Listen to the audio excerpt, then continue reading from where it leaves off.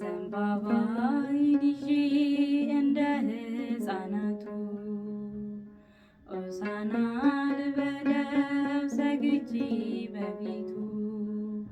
ምንም ባዶ ብሆን እውቀት ቢጎለኝም ለስሙ ልዘምር ከልካይም የለኝም።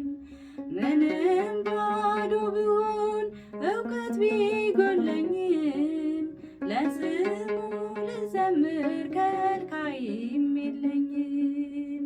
ምስጋናዬን ለአምላክ ያቀርባለሁ በማደሪያው ገብቼ እሰግድለታለሁ።